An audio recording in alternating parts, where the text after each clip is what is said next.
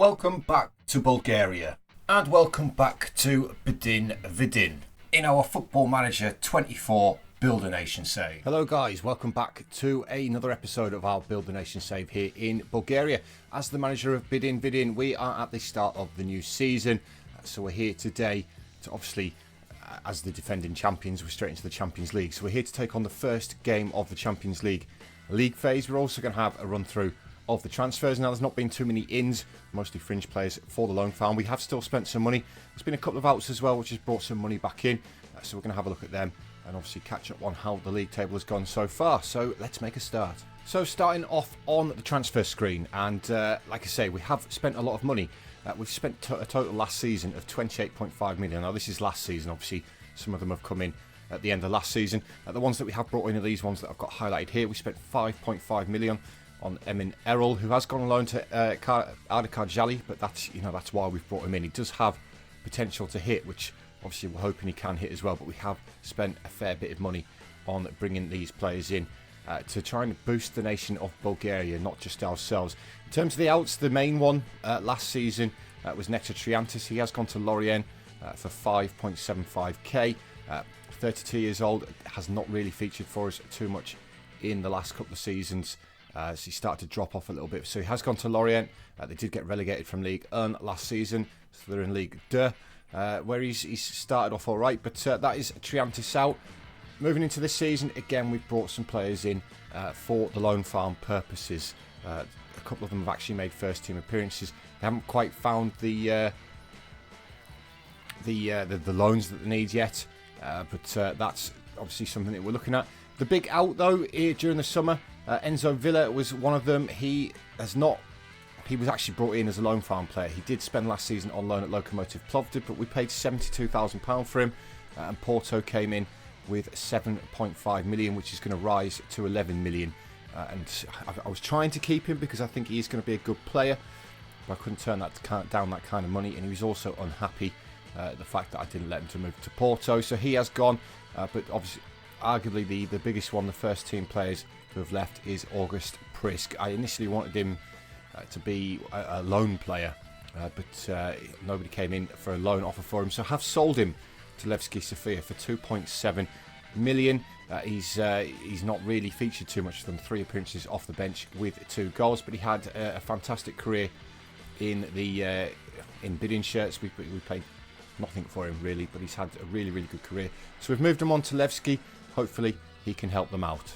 Right, looking over how the season's gone so far, we'll start off with the Super Cup, and we did beat CSK 1948 3-0 in the final for that. Fernando Beron and then had Subic and Marcus Vinicius with the goals. A very good first competitive performance of the season from a Bdin point of view, and we carried that over into the league. A nice 4-0 win on opening day. Marcus Vinicius and Nenad Subic both with doubles. Subic has had a great start to the season. Still haven't found a replacement for him, but do I really need to? He's playing fantastically well. A couple of our loan players there, or at least one I can see, is Mohamed Isak. Unfortunately, he did have a poor game. I did the Norwegian, but I do think he is going to be a very good player. He's actually we've actually managed to extend some of these loans for 2 seasons, so he's there till the end of next season, which is good. So we're keeping these loans going. 3-1 win against Beron Stara Zagora. In the next one, Albert Arnaud and Arturo Marimbio, who is another one of the summer signings, a Chilean, 20 years old. We paid 5.75 million for him. Fantastic player. Definitely a backup over Beron and Vinicius, maybe on a par with Vinicius. So expect to see a lot of game time from him. He was more of the replacement for August Prisk, with 6 appearances so far, 2 goals and 3 assists. Quite pleased to see what he can do in Bdin colours. A couple of players who have gone on loan to Beron, and that includes our boy Klimis. He went at the end of last season, and we've extended his loan in the summer for 2 seasons. He's just not quite of the level that we need him to be at now in terms of Champions League football. Still a club legend, 170 appearances, 72 goals, but hopefully he can go and now make Beron a better team. We've also got Kuzmanov is still there. He's been there for a while now. It's Kuzmanov. He's going into his 5th season on loan at Beron. is Kuzmanov. Big win next time out against Ludogorets, Babacampore, Fernando Beron and August Prisk. This is obviously before we'd sold Prisk.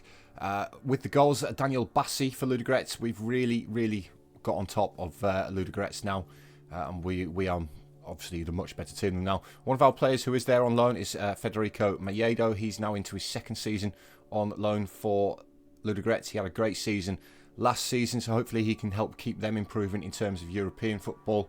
But it's a really good win from a Bdin point of view. Disappointingly dropped points next time out in the next game, and we were rather fortunate really. It was CSK Sofia who were the better team, and it took an Andreo Sol goal in the 87th minute for us to get anything out of the game. We just had a poor performance. It is slightly rotated, the starting line. You can see got Stefan Rusnak starting up top. He is another one who has been unhappy because he's actually decided that he's leaving on a free transfer at the end of the season when his contract expires. So I'm hoping that if I can keep giving him some game time, I can change his mind, because the 18-year-old Slovakian has got bags and bags of potential to hit. So if I keep playing him, hopefully I can get him to change his mind about leaving on a free transfer. But it took Sol coming off the bench to rescue the points for us. And then we were thumped in the next one. Rather disappointingly, to be honest, and it was at the expense of CSK 1948. Our player has picked up the man of the match though, but not for us, for CSK 1948, and that is Nick Kaufman, the Portuguese 27-year-old, is on loan to CSK for 2 seasons. He spent last season on loan there as well. He's played really well, which is the point of the loan farm. That is why they're there. They're there to go and be good players.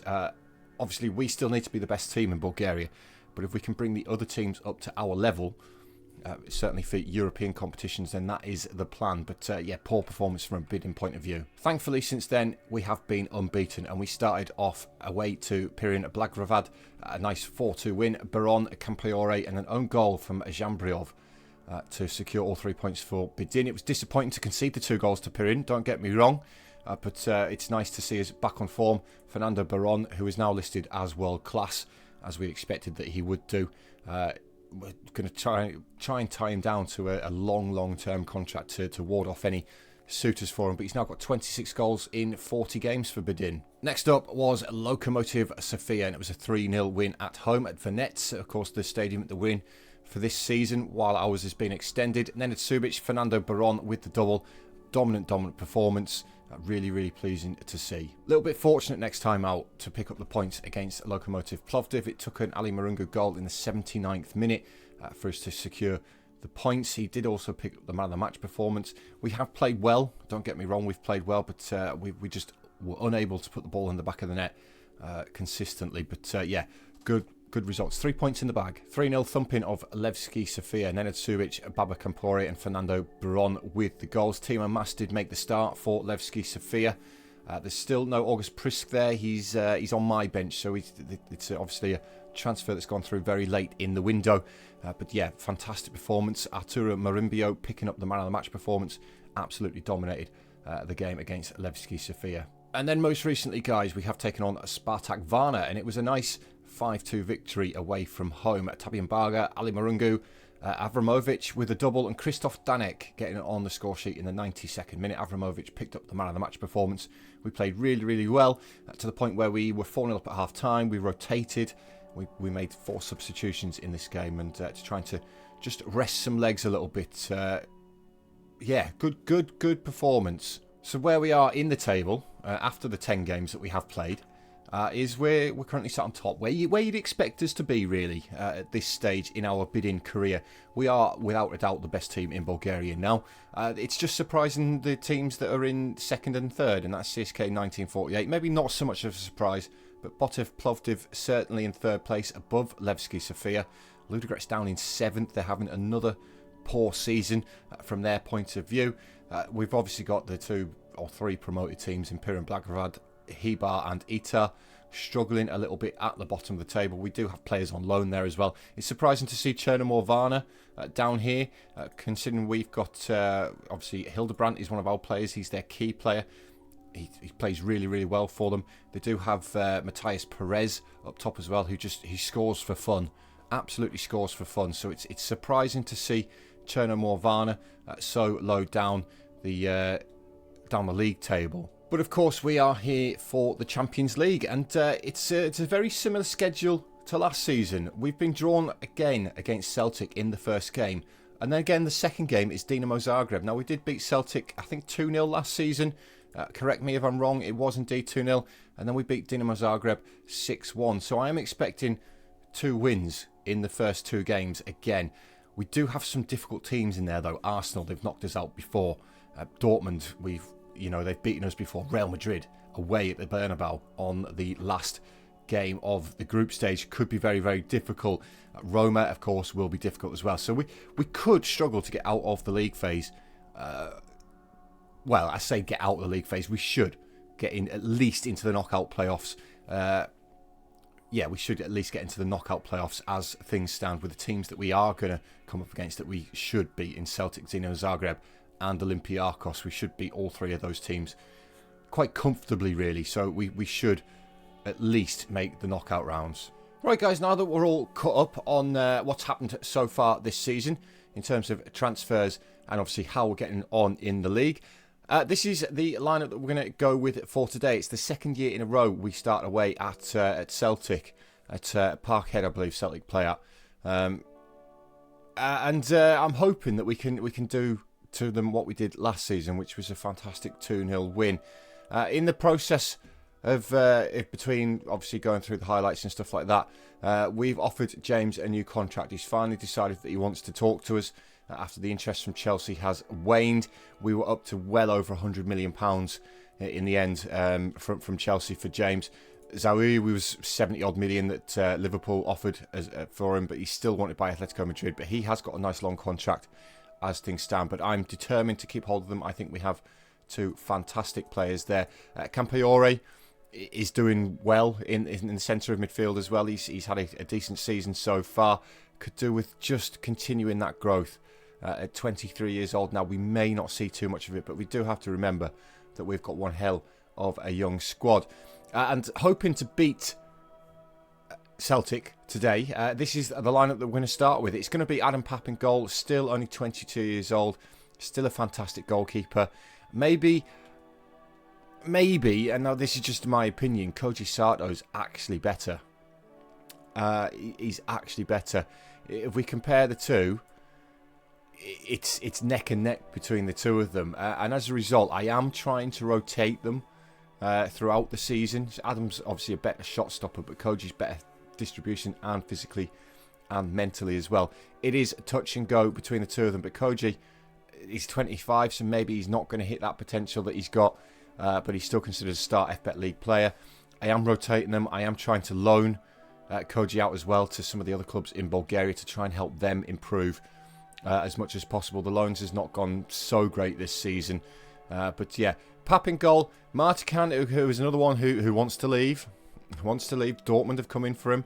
They didn't offer enough money. They're no longer interested, but we've had a conversation, and David will accept 11.25 million as his asking price, which, when we consider that we got him for £47,500 quite some years ago now, I think it's doable. It's a doable business. He's not going to get any better.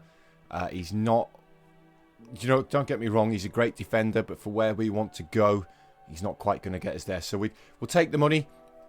Avramovic, of course, we signed last season. Again, he's another one who has been wanted over the summer. Maybe not quite the answer again. I love his bravery. I love his physicals are great, but again, maybe not quite the answer. If we're going to be considered serious contenders in Europe, Avramovic we need better, really. But we do have to keep building Bulgaria before we're going to get the likes of those signings in. Ariel is another one. He's done as well in the time he's been here. Of course, we paid £10.5 million for him, which was a lot of money. But he has done well over his career here. 87 appearances now, and he's not had a bad season yet. So can't complain. And Barger comes in as the wing-back on the right today. I favour him more as a centre-half, but again, he's one who's not going to improve. The good thing he has got going for him is he has got EU nationality. Obviously, we'd like to keep him around. He's here for another 4 years with his contract. But as we get better and we get better players in, Tabby will become one of those loan farm players, hopefully. Zoe, we've already had a look at. fantastic player. Subic on the left-hand side. I still haven't found a replacement for Subic, but he's still playing fantastically well for us, like he has for the last 5 seasons and now into 6 seasons. He's been a fantastic player for us. Ali Marungu and Campaiori, we've already both had a look at. Beron has become outstanding, world-class. He's the only world-class player that we've now got in the squad. Ali Marungu was for a little while, but Beron, who I didn't think was going to be as good as he is, has become absolutely immense for us. He finished last season, as we saw in the last episode, on 16 goals in 23 appearances in the league. He's done exceptionally well, and he's a great, great player. And then up top today is new signing Arturo Marimbo, the Chilean. Comes in from for 5.75 million from Universidad Católica. I've butchered that. Católica in obviously, I believe, Chile. Yeah, a fantastic player. He's quick. He's got good natural fitness. His acceleration is unbelievable, and he can finish as well. So hoping that he can continue the decent start he's had to life in Bulgaria. Right, and we're underway in our first Champions League game of the season, guys. Like I say, hopefully we can be as good as we were last season. And we do get the first highlight 4 minutes in. It's Zawi finding Campaiori. Campaiori looking over the top towards Fernando Beron. Inside the area, can he pull it across? He comes back instead to Mbaga. To Campaiori. It's a decent effort. It's gone just over the bar, though, for a goal kick for Celtic. And we're at it again straight away, just a couple of minutes later. This time it's intercepted, and it's Holm. Goes all the way back to Craigie in goal, or Craigie. Miller now for Celtic. Agume to Donaldson. Roger back to Smith. Can we press this ball and pinch it off Celtic and counter? Smith again comes inside, finds Roger. Roger goes forward towards Holm. They're in behind us, and Holm's put it wide of the post this time. From a Bdin point of view, Pap doesn't look very happy there. His defenders. They're coming thick and fast inside these first 10 minutes, guys. It's Avramovic to Campaiori. Ariel feeds it left to Subic. Gives it back to Ariel again. Needs somebody to play the ball to. Campaiori comes short for it. Ariel keeps hold of it, though. Comes inside to Zau instead. Back to Ariel. Campaiori. Now Avramovic. Campaiori will keep the ball well here. Bdin. Avramovic again. Now Zau picks up the ball. Feeds Ali Marungu. Enjoying playing further forward. Feeds in Mbaga. Mbaga is forced a little bit wider than he would have liked. Needs some support. Does well. Instead gets the ball across. Ali Marungu. And it's cleared by the defender, but only as far as Ariel. Gives it back to Subic. Avramovic. To Campaiori. Ball forward for Ali Marungu. Nods it on for Marimbo. Arturo Marimbo. Or Marimbio. Gets his first Champions League goal in European football. And we're straight into a kickoff highlight. It's Celtic with the ball. Feeding it back into the midfield. Looking to get back into the game straight away, of course. It's Donaldson on the right-hand side. Gives it to Smith. Inside to Miller. Agume looking for Roger. It's a poor pass, though, and Avramovic cuts it out. Now Ali Marungu feeds it to the right-hand side of Martican. Comes back to Avramovic. You may notice that Avramovic doesn't bomb forward anymore. We've removed the libero role. We've just made him a central defender. And that's because we've changed that half-back role as well, of course, in the defensive midfield. Gives us a bit more shape, shall we say. We do lose that extra player going forward, as we've pinched that well with Campaiori. Beron feeding Marimbio for his second. He's hit the outside the post, and it's come out, and Celtic are going to clear it through Miller. That was a great opportunity for 2-0 there. 37 minutes on the clock. Beron with this free kick. Comes to the edge of the area in Subic, who has the effort. It's deflected off Tammy Mbaga, and we're going to get the VAR check, and Tammy Mbaga put the ball in the back of the net. After those frantic first 10 minutes, though, it's been a very quiet half an hour after that. Hopefully this is going to be 2-0. It's not ruled out for offside. It has been awarded. Tabi Mbaga clearly onside. Clever free kick from Beron. Feeding Subic. Great touch past the defender. And the effort's cannoned off Mbaga there and into the back of the net. And that is the way it stays till half-time, guys. It's a very, very good performance so far from a Bdin point of view. We're playing really, really well. Campaiori is probably the weak link in today's matchday squad. And we're on the attack straight away in the first half. Ali Marungu finds Campaiori. Martican again gets back off Campaiori. Avramovic on the edge of the area. Tackled, but Zau keeps it alive. Tabi Mbaga pulls the ball across for Beron. Fernando Beron gets his 8th of the season. He makes it 3-0 to Bdin just after half-time. The world-class player in our Bdin squad making the difference. Ariel with the throw-in. 65 minutes on the clock. Feeds Marimbio. Marambio coming backwards, needs some help. Feeds it to Avramovic. the centre half, who again comes back all the way to Adam Papp. Can we just, you know, recycle the ball, start again? Finds Martican, forward towards Mbaga, little touch around the corner for Ali Marungu. Feeds it to Beron. Beron got his second of the game, and it's his 9th of the season. And he's a fantastic player, isn't he? And I tell you what, guys, we need Beron to stay fit for the season, because we have moved a couple of strikers on in the summer. As you've already seen, August Prisk obviously joining one of the CSKA clubs, I think 1948. And Sirikos going out on loan as well. He went last season, he's there for the next 2 already. But we're closing in towards the end of the game now, and it's been a fantastic performance from Bdin. 4-0 away to Celtic is absolutely brilliant, and that's a great way to start the Champions League phase. So as things stand, guys, we sit at the top of the table. It's a position we found ourselves in a couple of times last season. One disappointing thing that I have noticed is that Feyenoord have won their match as well. Obviously, that is not going to help with the coefficients. Levski Sofia are yet to play. They did make it to the league phase of the Champions League, so hopefully they can have a good showing. In terms of the other teams in Europe, we do have, if I can find them, Am I just being blind? I probably am.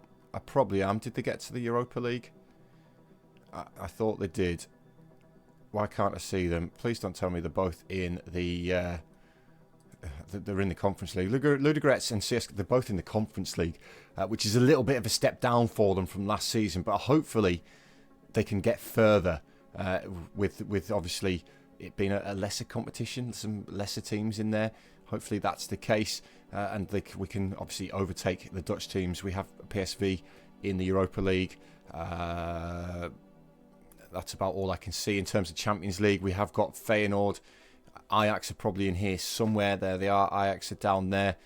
So yeah, we are looking to close that gap to Bulgaria, which as things stand, going into at the end of this season, we are currently overtaking the Netherlands and moving up to 9th place. We are also closing the gap, look, on Belgium and Turkey. So if we have a great season this season and these 3 nations falter, we could find ourselves moving up to 7th position come the end of this season, and then chasing down Portugal and then the big 5 at the top.